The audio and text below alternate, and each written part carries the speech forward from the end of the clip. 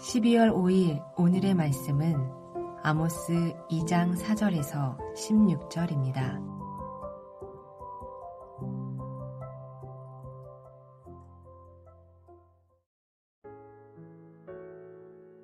여호와께서 이와 같이 말씀하시되 유다의 서너 가지 죄로 말미암아 내가 그 벌을 돌이키지 아니하리니 이는 그들이 여호와의 율법을 멸시하며 그 율례를 지키지 아니하고 그의 조상들이 따라가던 거짓 것에 미혹되었음이라.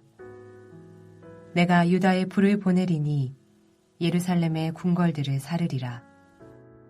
여호와께서 이와 같이 말씀하시되 이스라엘의 서너 가지 죄로 말미암아 내가 그 벌을 돌이키지 아니하리니 이는 그들이 은을 받고 의인을 팔며 신 한 켤레를 받고 가난한 자를 팔며 힘 없는 자의 머리를 티끌 먼지 속에 발로 밟고 연약한 자의 길을 굽게 하며 아버지와 아들이 한 젊은 여인에게 다녀서 내 거룩한 이름을 더럽히며 모든 제단 옆에서 전당 잡은 옷 위에 누우며 그들의 신전에서 벌금으로 얻은 포도주를 마심이니라. 내가 아모리 사람을 그들 앞에서 멸하였나니 그 키는 백향목 높이와 같고 강하기는 상수리 나무 같으나 내가 그 위의 열매와 그 아래의 뿌리를 진멸하였느니라. 내가 너희를 애굽 땅에서 이끌어내어 40년 동안 광야에서 인도하고 아모리 사람의 땅을 너희가 차지하게 하였고 또 너희 아들 중에서 선지자를 너희 청년 중에서 나실인을 일으켰나니 이스라엘 자손들아 과연 그렇지 아니하냐. 이는 여호와의 말씀이니라. 그러나 너희가 나실 사람으로 포도주를 마시게 하며 또 선지자에게 명령하여 예언하지 말라 하였느니라.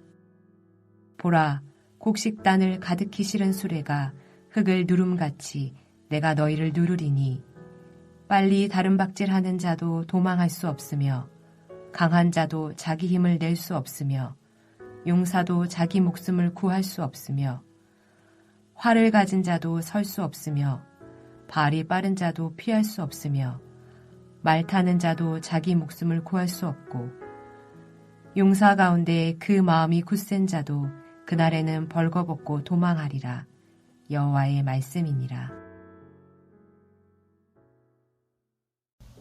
아모스 2장 4절에서 16절 말씀을 함께 묵상하겠습니다.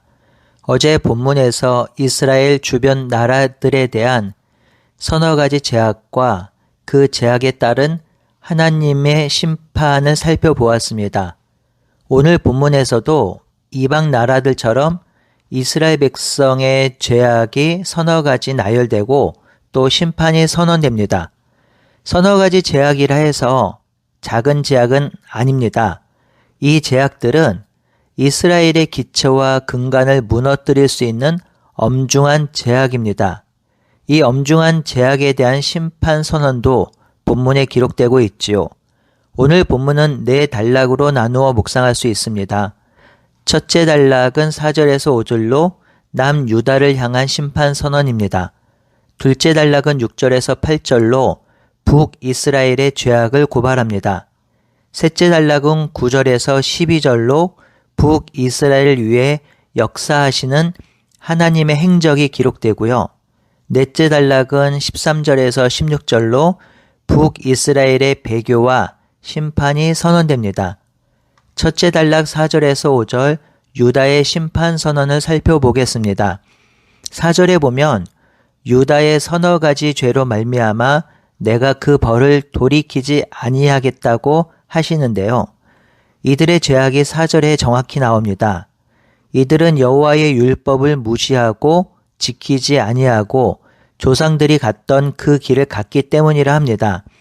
그래서 하나님은 유다에 불을 보내어 예루살렘의 궁궐을 사를 것이라 하십니다. 이러한 죄악은 남유다와 북이스라엘 백성의 공통된 죄악인데요. 남유다에서 동시대에 사역했던 이사야 선지자의 선포에도 동일한 메시지가 기록되고 있습니다. 아모스는 정확하게 남유다가 여호와의 율법을 버린 것과 그 규례를 지키지 않은 것을 그들의 죄악의 근원이라고 합니다.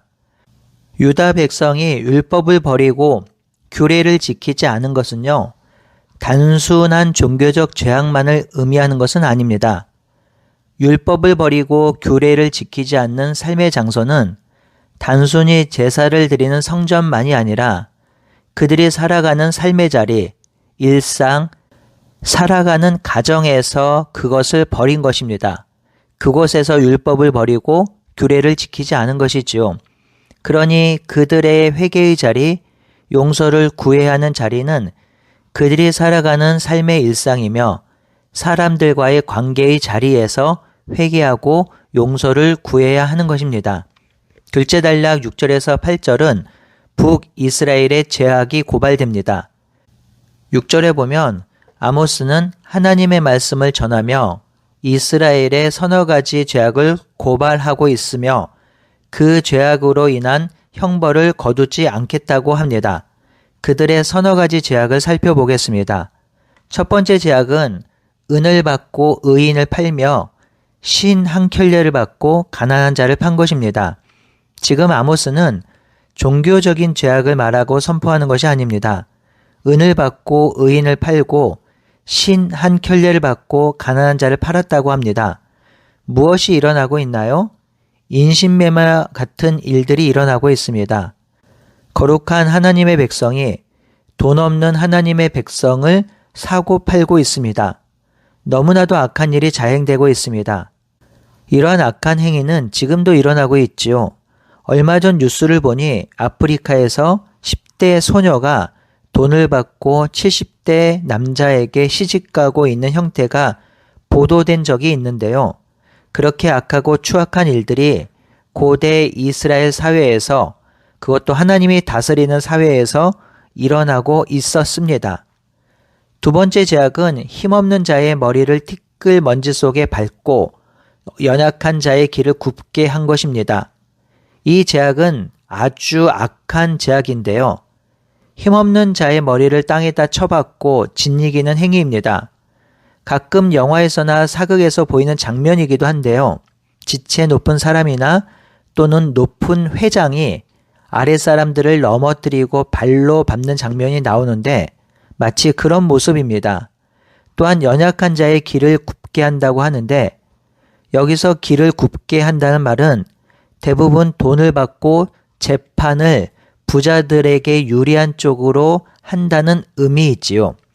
세 번째 죄악은 아버지와 아들이 한 젊은 여인에게 다니면서 하나님의 거룩한 이름을 더럽힌 것입니다. 이것은 깊은 성적인 죄악입니다. 이들은 한 여인을 아버지와 아들이 동시에 짓밟은 것입니다.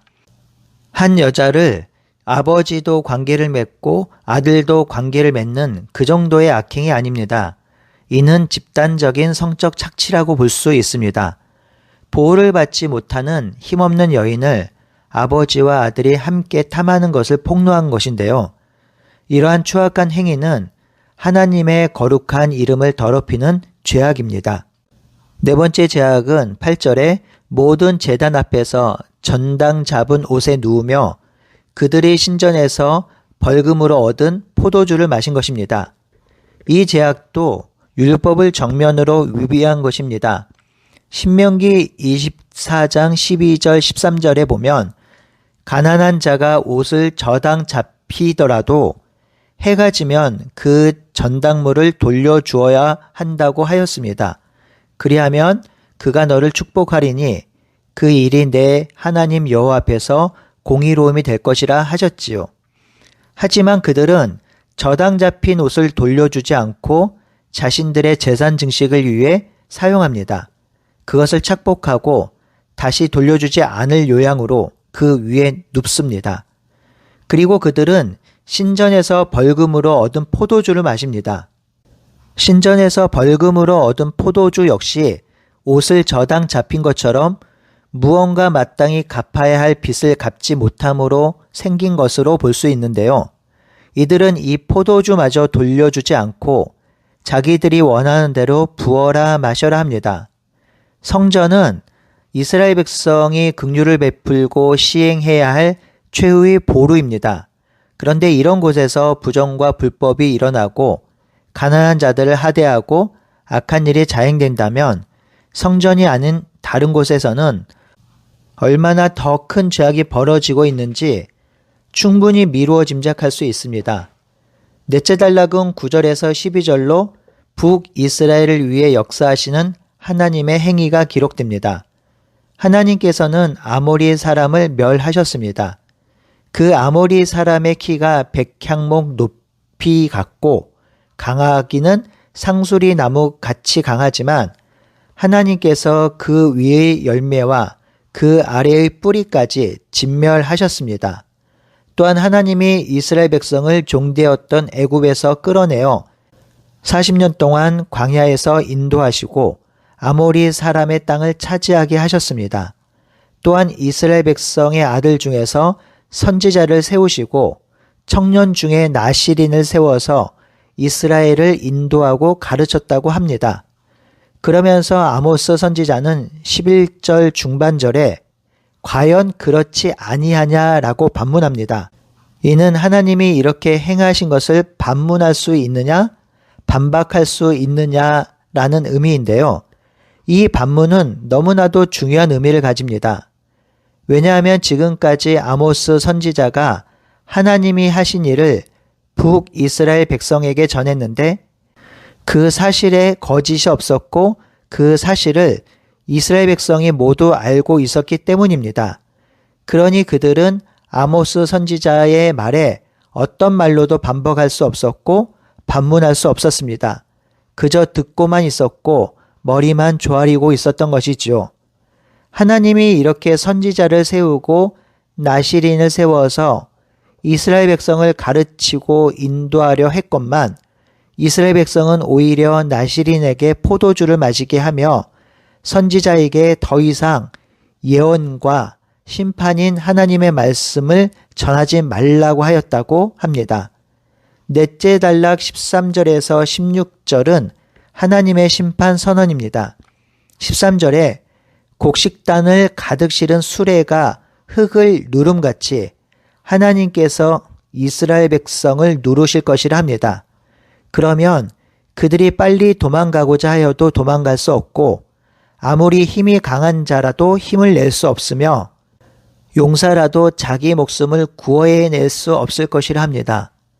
또한 활을 가진 자도 설 수 없으며 발이 빠른 자도 피할 수 없으며 말을 잘 타는 자도 자기 목숨을 구할 수 없고 용사 가운데 그 마음이 굳센 자도 그날에는 벌거벗고 도망가게 될 것이라 합니다. 여기서 하나님의 심판으로 무거운 수레에 눌린다라고 하는 것은 아모스 1장 2절에 암시되었던 지진이 일어나는 상황으로 볼 수 있습니다. 만약 그렇다면 지진이 하나님의 심판의 도구로 사용되고 있는 것이죠. 심판으로 인한 지진이든 아니면 다른 심판이든 하나님이 행하시는 심판이 임하면 이 세상의 어떤 이도 목숨을 부지할 수 없습니다. 이 단락에서 등장하고 있는 자들, 빨리 뛰는 자들, 힘이 강한 자, 용사, 활을 가진 자, 말을 잘 타는 자는 당시 꽤 힘을 가진 사람들의 대표격인데요. 이들 모두 살아남지 못할 것이라 합니다. 그렇다면 나머지 사람은 어떻게 될까요? 힘이 약한 자, 활을 가지지 못한 자, 말을 타지 못한 자, 잘 뛰지 못하는 자들도 당연히 모두 패망하고 멸망당한다는 것이지요. 이스라엘 땅에 거주하는 모든 백성은 하나님이 내리시는 진노의 심판 아래서 피하고 도망할 자가 없습니다. 성도 여러분, 이 엄중한 심판이 일어나는 이유는 9절에서 12절에 기록된 이스라엘의 죄악 때문입니다. 그런데요, 이 죄악은 사실 서론일 뿐입니다. 아모스 중후반부에 보면 그들의 죄악이 자세히 기록되고 있는데 그것을 보면 하나님의 심판과 징계가 전혀 이상하지 않습니다. 그들의 죄악 중에서 눈여겨볼 것이 오늘 본문에서 12절입니다. 하나님이 구별된 나시린을 세워서 이스라엘 백성을 인도하게 하였고 선지자를 세워서 말씀을 전하게 하셨는데 그들은 나시린에게 금지된 포도주를 먹게 하고 선지자에게 예언하지 말라 하였습니다.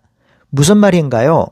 그 땅에서 구별된 나시린이 살지 못하게 하고 하나님의 말씀이 그 땅에 전해지지 않게 한 것입니다. 하나님의 말씀을 듣지 않고 거룩을 포기하며 자기 마음대로 살겠다는 의지의 천명이 바로 12절입니다. 성도 여러분, 아모스 선지자의 말씀이 선포될 때 그냥 그 시대의 말씀이구나 그렇게 넘어가지 않기를 소원합니다. 그 말씀으로 우리의 삶을 비추어 봅시다. 우리의 행실을 살펴봅시다. 혹시 그 말씀 앞에 잘못된 우리의 죄악이 드러나거든 회개할 것이 보이거든 지체하지 말고 엎드립시다. 그리고 용서를 구하며 회개합시다. 그리고 우리의 삶을 돌이키고 재편합시다. 그것이 우리가 이 땅에서 하나님의 백성으로 거룩하게 살 길이며 그래야 우리도 소망 가운데 설 수 있습니다. 오늘도 주의 말씀에 우리의 삶을 비추어 보고 용서와 회개를 구하며 살아가는 우리 모두가 되길 바라고 소원합니다. 함께 기도하겠습니다. 하나님, 어제부터 오늘까지 하나님께서는 이방 나라들, 남유다 그리고 북이스라엘의 서너 가지 죄악을 들추시며 심판을 명령하십니다. 하나님 아버지, 이 하나님의 말씀에 우리의 삶을 비추어 보고 우리의 인생을 비추어 보고 우리의 일상을 비추어 볼 수 있도록 인도하여 주시옵소서. 하나님 말씀에 우리가 잘못한 것, 죄악이 드러나거든 엎드리게 하시고 회개하시고 그 악한 길에서 돌이킬 수 있는 우리가 될 수 있도록 인도하여 주시옵소서. 살아계신 예수님의 이름으로 기도드리옵나이다. 아멘.